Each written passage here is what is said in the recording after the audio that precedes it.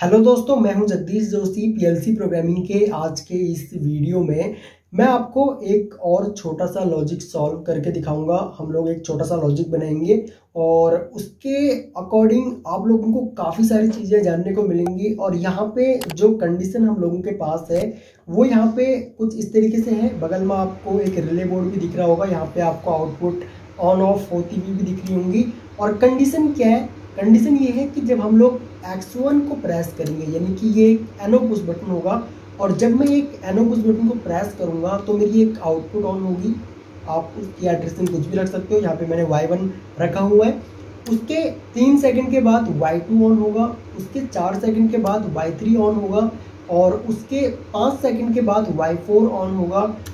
3 second के बाद सारी आउटपुट ऑफ हो जाएंगी और 5 सेकंड के बाद सारी आउटपुट ऑन हो जाएंगी और हमारा यहाँ पे प्रोसेस रिपीट होगा। सारी आउटपुट ऑन होने का मतलब ये है कि प्रोसेस हमारा रिपीट होगा। ठीक है, जो भी हमारा यहाँ पे Y1 ऑन हो रहा था, उसके 3 सेकंड के बाद Y2 ऑन हो रहा था, तो ये प्रोसेस हमारा यहाँ पे रिपीट होने लग जाएगा।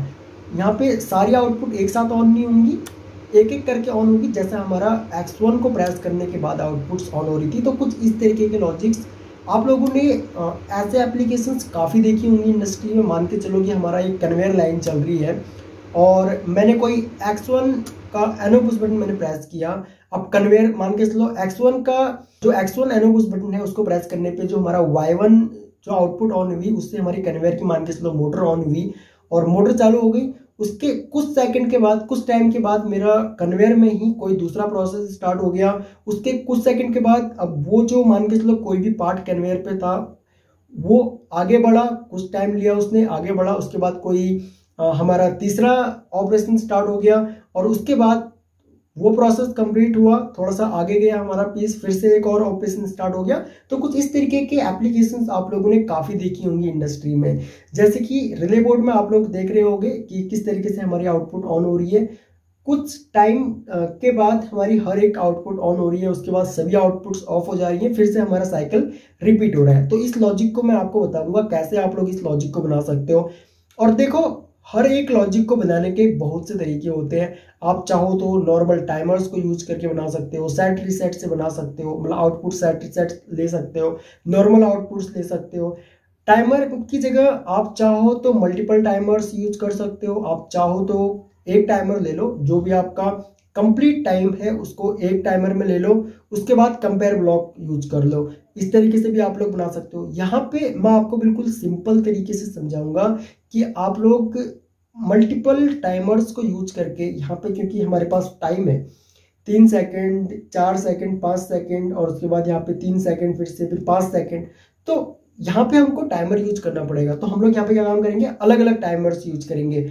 और यहाँ पे ये लॉजिक कंप्लीट होने के बाद आप लोगों ने क्या काम करना है, आपने सेम लॉजिक को कंपेयर ब्लॉक से बनाना है। और अगर आप लोग पीएलसी प्रोग्रामिंग, आरएलसी डिजाइनिंग या फिर ऑटोकैड इलेक्ट्रिकल बिल्कुल बेसिक टू एडवांस हम लोगों से सीखना चाहते हो, तो आप लोग हमारे एंड्रॉइड ऐप को डाउनलोड कर सकते हो। ऐप का लिंक मैं आपको दे दूंगा वीडियो के नीचे डिस्क्रिप्शन में। आप लोग सिंपली वहां से ऐप डाउनलोड करके आप लोग कोई भी कोर्स ज्वाइन कर सकते हो। अभी हमारे सभी कोर्सेज के ऊपर 20% का एक्स्ट्रा डिस्काउंट चल रहा है, जो कि सिर्फ आज तक ही वैलिड रहेगा। तो अगर आपको कोई भी कोर्स ज्वाइन करना है तो आप लोग 20% एक्स्ट्रा डिस्काउंट के साथ कोई भी कोर्स अपना ज्वाइन कर सकते हो। तो यहाँ पे मेरे पास सबसे पहले इनपुट मेरे को लेना है X1। तो क्योंकि X1 जब हम लोग प्रेस करेंगे तब हमारा Y1 ऑन होना चाहिए। तो यहाँ पे मैं एक काम करता हूँ, यहाँ पे मैं जो आउटपुट है ना, इनकी एड्रेसिंग में चेंज कर देता हूँ, Y0 कर देता हूँ। उसके बाद इसको मैं Y1 कर देता हूँ, इसको मैं Y1, इसको मैं Y2 कर देता हूँ और इसको मैं Y3 कर देता हूँ। ठीक है, ताकि कोई कन्फ्यूजन ना हो, क्योंकि जब हम लोग यहाँ पे लॉजिक बनाएंगे तो कोई कन्फ्यूजन नहीं होनी चाहिए। ठीक है, तो यहाँ पे हम लोग एक इनपुट लेते हैं LD X0, या फिर इसको हम लोग कर देते हैं X1। ठीक है, और उसके बाद यहाँ पे क्योंकि ऑफ करने के लिए कोई पुश बटन दिया हुआ नहीं है, लेकिन मैं यहाँ पे ऑफ करने के लिए भी एक पुश बटन ले लेता हूँ। तो यहाँ पे LD X0 मैं यहाँ पे ले लेता हूँ, क्योंकि 0 मेरा यहाँ पे NC पुश बटन है, तो इसलिए मैं यहाँ पे एड्रेसिंग इसको X0 दे देता हूँ। उसके बाद यहाँ पे मैं आउटपुट में M0 एक M बिट को ऑन करता हूँ और यहाँ पे इसको होल्डिंग देता हूँ M0 से। ओके, एक और नेटवर्क ऐड करता हूँ। अब मैं यहाँ से क्या काम करूंगा, यहाँ से मैं Y0 को ऑन करूंगा और बिट यहाँ पे मैं यूज करूंगा एनो बिट M0 की। ओके, और यहाँ पे अब की बार आउटपुट ऑन करवाएंगे हम लोग Y0। तो यहाँ पे जैसे ही X1 प्रेस होगा तो Y0 हमारी ऑन हो जाएगी, ठीक है। उसके बाद ये कह रहा है कि 3 सेकंड के बाद Y1 ऑन होनी चाहिए, तो यहाँ पे हमको एक टाइमर यूज करना पड़ेगा। तो LD और यहाँ पे Y0 और यहाँ पे हम लोग टाइमर यूज करेंगे TMR T0 30। तो यहाँ पे आ गया हमारा टाइमर। और उसके बाद एक और नेटवर्क ऐड करेंगे, यहाँ पे NO बिट यूज करेंगे हम लोग टाइमर की, और आउटपुट ऑन करेंगे यहाँ पे हम लोग Y1, ठीक है। तो 3 सेकंड के बाद Y1 ऑन हो जाएगा हमारा यहाँ पे। और उसके बाद हम लोग यहाँ पे क्या काम करेंगे, हम लोग Y1 का एक NO बिट लेंगे, यहाँ पे टाइमर यूज करेंगे हम लोग 4 सेकंड का। तो TMR T1 और 40, ठीक है। तो यहाँ पे होगा हमारा, ठीक है। तो ये आ गया हमारा टाइमर। और उसके बाद इस टाइमर की NO बिट से, T1 की NO बिट से हम लोग क्या काम करेंगे, एक आउटपुट ऑन करवाएंगे, कौन सी, Y2, ठीक है। तो आउट Y2, ये हमारी Y2 ऑन हो गई यहाँ पे। और उसके बाद यहाँ पे ये कह रहा है कि 5 सेकंड के बाद Y3 ऑन होनी चाहिए। तो यहाँ पे हम NO बिट यूज करेंगे यहाँ पे Y2 की, ठीक है। और यहाँ पे हम लोग टाइमर को ऑन करवाएंगे TMR, और यहाँ पे अब की बार टाइमर होगा हमारा T2, और टाइमिंग यहाँ पे 5 सेकंड है, तो हमने 50 ले लिया, ठीक है। अब इससे हम लोग क्या काम करेंगे, 5 सेकंड के बाद Y3 ऑन होनी चाहिए।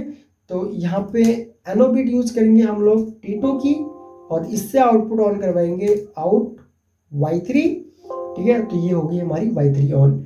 अब ये कह रहा है कि भाई 3 सेकंड के बाद सारी आउटपुट हमारी यहाँ पे ऑफ हो जानी चाहिए।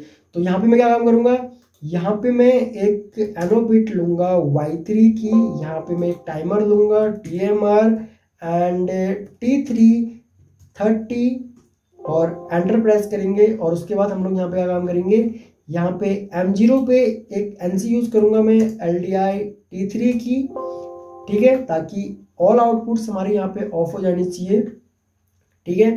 क्योंकि ऑल आउटपुट्स यहाँ पे ऑफ हो जाएंगी, क्योंकि मैंने किसी को भी यहाँ पे होल्डिंग नहीं दी हुई है, Y0 Y1 Y2 Y3 किसी को भी मैंने होल्डिंग नहीं दी हुई है। अगर हमारा यहाँ पे मान के चलो Y0 M0 अगर ऑफ हुआ तो मेरी सारी आउटपुट्स ऑफ हो जाएंगी, ठीक है। तो ये कंडीशन हमारी यहाँ पे अप्लाई हो जाएगी, ओके। उसके बाद ये कह रहे हैं कि सारी आउटपुट्स हमारी ऑफ हो जानी चाहिए, और 5 सेकंड के बाद हमारी जो प्रोसेस है वो रिपीट हो जाना चाहिए। तो यहाँ पे हम लोग क्या काम करेंगे, यहाँ पे नेटवर्क ऐड करना था हमने, 2 मिनट, नेटवर्क हम लोग ऐड करेंगे यहाँ पे, ओके। तो इसी T3 की NO बिट से हम लोग क्या काम करेंगे, एक M बिट ऑन करेंगे। तो आउट M1, और यहाँ पे अब की बार मैं इस M1 को होल्डिंग दूंगा, ठीक है।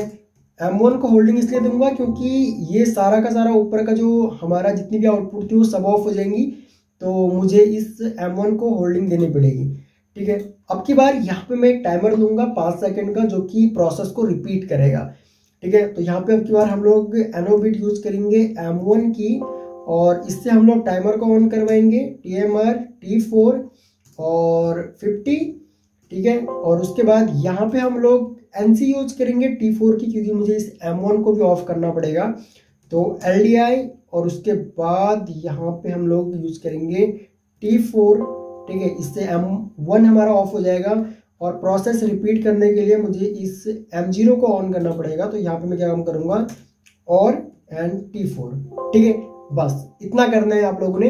उसके बाद हम लोग क्या काम करेंगे, इस लॉजिक को डाउनलोड टू PLC करेंगे, okay. And download to PLC करने के बाद हम लोग फिर अपना जो लॉजिक है उसको हम लोग चेक कर सकते हैं, ओके। तो मैंने यहाँ पे ऑन कर दिया है, मैंने NO पुश बटन को ऑन कर दिया, और यहाँ पे मैं आता हूँ ऑनलाइन मोड पे। और जैसे ही मैं ऑनलाइन मोड पे आऊँगा तो यहाँ पे आउटपुट आपको दिख रही होंगी। फिलहाल कौन सी आउटपुट ऑन है हमारी, यहाँ पे 2 मिनट, यहाँ पे आपको देखने को मिलेगा, अच्छा Y0 ऑन हो गई, Y1 भी ऑन हो गई, और यहाँ पे Y2 Y3 भी ऑन हो गई। उसके बाद सारी ऑफ हो जाएंगी, हमारी ऑफ हो गई सारी, ठीक है। अब कुछ टाइम के बाद देखना Y0 फिर से ऑन हो जाएगी, ये हो गई। तो और यहाँ पे आप रिले बोर्ड में भी देख पा रहे होंगे, रिले बोर्ड में किस तरीके से हमारी आउटपुट्स ऑन हो रही हैं, ठीक है। तो कुछ इस तरीके से हम लोग ना एक छोटे छोटे लॉजिक्स बना सकते हैं, और इस टाइप की एप्लीकेशंस आप लोगों ने इंडस्ट्री में काफ़ी देखी होंगी। मैंने जो कन्वेयर का आपको एग्जांपल दिया था वो मैंने सिर्फ एक छोटा सा आपको कन्वेयर का एग्जांपल दिया। बाकी ऐसी मतलब इस टाइप के ऑपरेशंस आप लोगों ने बहुत देखे होंगे इंडस्ट्री में। सिर्फ कन्वेयर ही नहीं, बहुत सी जगह आप लोगों ने इस टाइप के एप्लीकेशंस देखी होंगी जहाँ पे कुछ इस तरीके की एप्लीकेशंस हो रही हैं। तो आप लोग अगर इस टाइप के एप्लीकेशंस होते हुए देखो तो आप लोग माइंड में सोच सकते हो कि भाई यहाँ पे जो पीएलसी लगी हुई है या फिर यहाँ पे जो आरएलसी में भी अगर कनेक्शन हो रखे हैं तो वहाँ पे किस टाइप के लॉजिक्स बने होंगे। और आप कंपनी में एक काम और कर सकते हो, किसी भी मशीन पे जब आप लोग जाते हो उसकी वर्किंग आप लोग समझने की कोशिश किया करो कि वो मशीन किस तरीके से काम कर रही है, उसका वर्किंग क्या है, और उसके अकॉर्डिंग माइंड में उसके लॉजिक बनाया करो।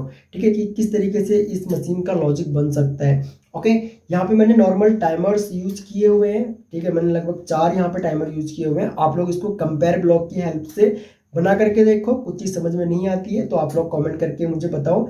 वीडियो कैसी लगी प्लीज़ कमेंट करके हमें ज़रूर बताएं, और अगर कोई डाउट है इस टॉपिक से तब भी मुझे आप कमेंट करके ज़रूर बताना, क्योंकि आपके लाइक्स कमेंट से हम लोग मोटिवेट होते हैं आपके लिए और भी ज़्यादा वीडियोस बनाने के लिए। तो प्लीज़ अपना फीडबैक ज़रूर दिया कीजिए कि आपको वीडियो कैसी लग रही है। ओके, चैनल पर न्यू हो आप लोग तो चैनल को आप लोग सब्सक्राइब कर लो, बगल में जो बेल आइकॉन है उसको भी ऑन कर लो ताकि आपको हमारी सभी न्यू वीडियोस का नोटिफिकेशन लगातार मिलता रहे। सो थैंक्स फॉर वॉचिंग, मिलते हैं अपने नेक्स्ट वीडियो लेक्चर में।